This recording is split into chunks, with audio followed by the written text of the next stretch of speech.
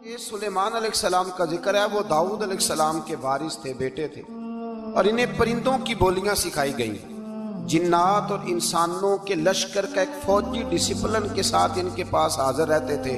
وہ جو ان کا لشکر تھا نا، اس میں انسان بھی تھے، جن بھی تھے، اور اس کے اندر پرندے بھی تھے۔ ان کا لشکر تھا، وہ ہمیشہ ان کے پاس رہتے تھے۔ حضرت سلیمان علیہ السلام گزر رہے تھے تو ایک مقام سے آپ گزرے جہاں چیونٹیاں بڑی کثرت کے ساتھ تھیں۔ تو ایک چیونٹی جو ان چیونٹیوں کی سردار تھی، ان چیونٹیوں کی بڑی تھی، اور مفسرین کرام نے یہ بھی لکھا ہے کہ وہ تھی بھی ایک آنکھ اس کی کوئی نہیں تھی، ایک ٹانگ اس کی کوئی نہیں تھی، لیکن اس حال میں بھی وہ چیونٹی جو تھی وہ چیونٹیوں کی قیادت کر رہی تھی۔ تو حضرت سیدنا سلیمان علیہ السلام کا لشکر جب وہاں سے گزرا تو وہ کہنے لگی یا ایھا النمل ادخلوا مساکنکم، کہنے لگی چیونٹیوں اپنے بلوں میں گھس جاؤ، کہیں ایسا نہ ہو کہ سلیمان علیہ السلام کا لشکر بے دہانی میں سلیمان کا لشکر توجہ نہ کرے اور تمہیں پاؤں کے نیچے مسل دے، لہذا اس طرح کرو کہ تم اپنے اپنے بلوں میں گھس جاؤ۔ حضرت سلیمان ابھی 3 میل دور تھے، تمام مفسرین نے لکھا ہے 3 میل دور تھے، تو وہاں سے چیونٹی بولی تو قرآن کہتا ہے کہ حضرت سلیمان اس کی بات سن کے ہنس پڑے، فتبسم ضاحکا، آپ اس کی بات سن کے ہنس پڑے۔ تو اللہ تبارک و تعالیٰ نے اس بات کا ذکر قرآن مجید میں فرمایا، اس پر کئی کچھ لکھا ہے۔ اسی طرح سے ایک بات اور لکھی ہے ہمارے مفسرین نے کہ حضرت سلیمان ایک دن اسی طرح نکلے، قحط پڑ گیا تھا، بارش نہیں ہوتی تھی، تو حضرت سلیمان باہر میدان میں نکلے دعا کرنے کے لیے، خشک سالی تھی۔ تو جب آپ گئے تو ایک چیونٹی اپنے پر پھیلا کے دعا مانگ رہی تھی، تو رب کریم نے فرمایا سلیمان آپ واپس چلے جائیں، بارش آ جائے گی پر آئے گی چیونٹی کی دعا پہ۔ تو حضرت سلیمان نے عرض کی مولا میں بھی تو اتنا لشکر لے کے آیا ہوں نا، تو چلو ہمیں بھی دعا کر لینے دے، تو چیونٹی کی دعا پہ برسا دینا پر دعا کر لینے دے۔ فرمایا نہیں آپ واپس جائیں، دعا نہ مانگے۔ یا اللہ کیوں؟ فرمایا چیونٹی کا دل ٹوٹ جائے گا، وہ تو کہے گی کہ یہ سلیمان کے لشکر دعا پہ پھر بارش آئی ہے، تو آپ نہ کریں تاکہ اس کے دل میں یہ بات رہے کہ نہیں میرے رب نے میری دعا پہ بارش فرمائی۔ آپ جائیں، آج بارش آئے گی پر آئے گی چیونٹی کی دعا پہ۔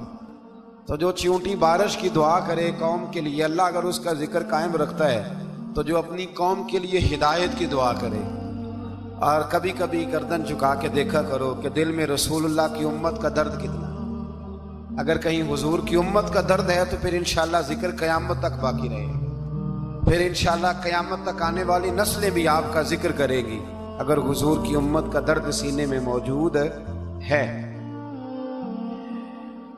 اسی طرح سے پھر حضرت سلیمان کے لشکر میں نا ایک ہدہد نامی پرندہ بھی تھا، لشکر کا کارکن تھا پرندہ، ہدہد غائب تھا۔ تو حضرت سلیمان کہنے لگا کدھر گیا وہ ہدہد، نظر نہ آ جایا سخت سزا دوں گا، یہاں تو کوئی اچھی خبر لائے گا، چونکہ وہ ہدہد پرندہ جاتا تھا تو خبریں لا کے دیتا تھا، ورنہ سزا دوں گا۔ اتنی دیر میں ہدہد بھی آ گیا۔ تو یہ پرندے جو کارکن ہوتے ہیں بڑے سیانے ہوتے ہیں، کبھی بندہ ناراض ہو تو صحیح خبریں لے آتے ہیں، تو صحیح خبر لے کے آ گیا۔ آتے ہی آ کے بیٹھا تو اس نے حضرت سلیمان علیہ السلام نے کہا کہاں تھے؟ عرض کرنے لگا حضور میں ملک سبا گیا تھا، وہاں ایک عورت حکمرانی کرتی ہے، اس کا نام بلقیس ہے، بہت بڑے تخت پہ بیٹھتی ہے، 80 گز اس کا تخت لمبا ہے، 40 گز چوڑا ہے، اور شاید 80 مان کے 80 ٹن اس کا وزن ہے۔ تو حضور وہ سورج کو پوچھتے ہیں، حضرت سلیمان نے فوراً خط لکھا، فرمایا جا کے اسے میرا خط دے دو کہ یہاں تو کلمہ پڑھ کے ہماری فرما بردار بن جائے، ورنہ تیار ہو جائے، جو اللہ کے غیر کو پوچھتے ہیں ہم ان کے خلاف جنگ کریں گے۔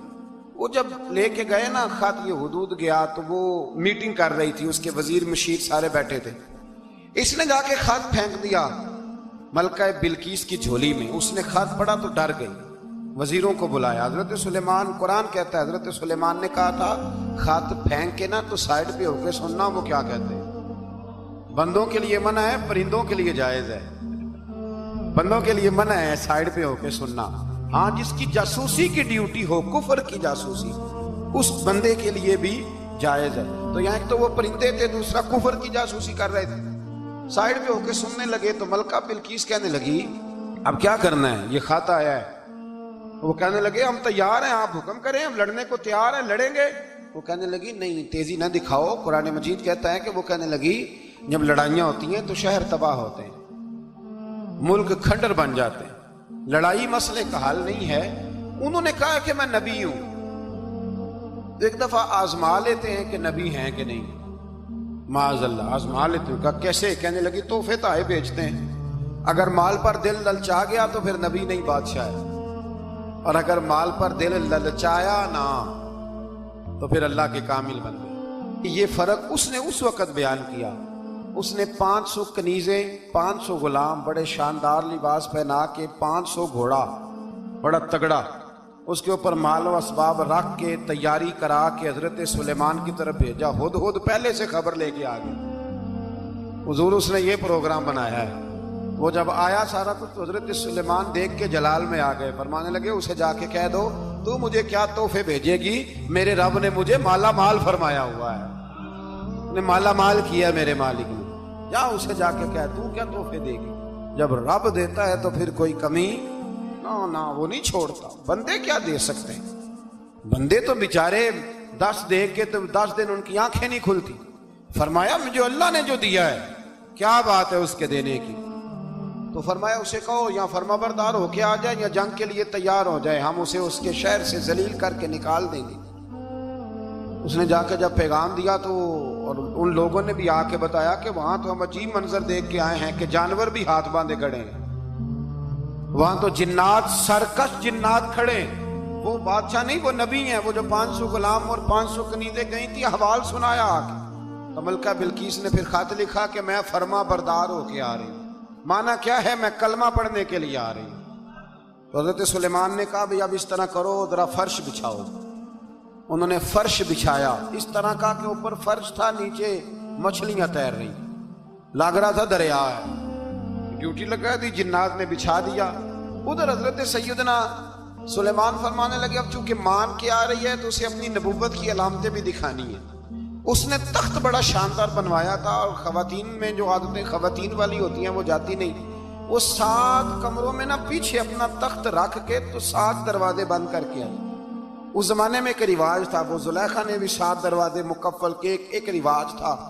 एक कमरा, फिर कमरे के पीछे कमरा, फिर उसके पीछे कमरा, फिर उसके पीछे कमरा। उसको बड़े मोटे ताले लगाए जाते थे, और फलसफा ये था कि एक ताला तोड़ेगा कोई तो जब तक सिपाही आ जाएंगे, और अगर उसके तोड़ने तक ना आए तो दूसरे के तोड़ने तक आ जाएंगे, और उसके तोड़ने तक ना आए तो 7वें तक तो आ ही जाएंगे। ये उन लोगों का नफसियाती मामला था, सोच थी।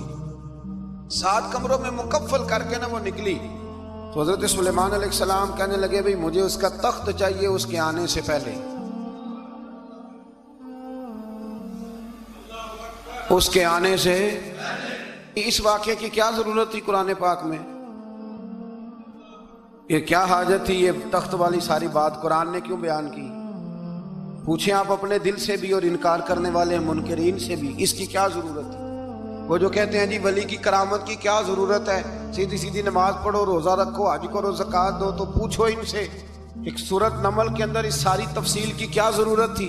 खत्म हो गई जब कोई कलमा जो पढ़ रही है, तो फिर इस सारे वाक़े को रब क्यों बयान फरमाता है? हजरत सैयदना सुलेमान फरमाने लगे तख्त चाहिए, और चाहिए उसके आने से पहले। काला इफरीतुम मिनल जिन, जिन्नों में से एक बहुत बड़ा जिन बोला, कहने लगा हुजूर आपका ये तख्त बर्खास्त होने से पहले ले आऊंगा।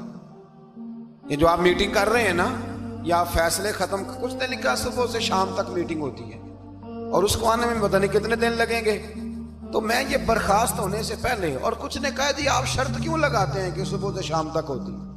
उस जिन ने कहा दिया आप 10 मिनट में फारग हो जाएं, आप फारग होंगे तो तख्त आ जाएगा। मुफस्सिरीन ने लिखा है कि जब कुरान कहता है कि उसने कहा कि आपके फारिग होने से पहले, तो इसका मतलब है कि जब आप उठेंगे ये जगह खाली कर देंगे तो तख्त यहां किवें,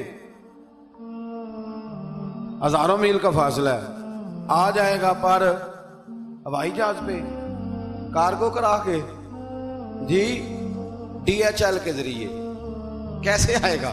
وہ آئے گا تو بس آئے گا تو حضرت سلیمان کی تو بادشاہت تھی نا زمانے پہ، فرمانے لگے نہیں نہیں تو لیٹ ہے،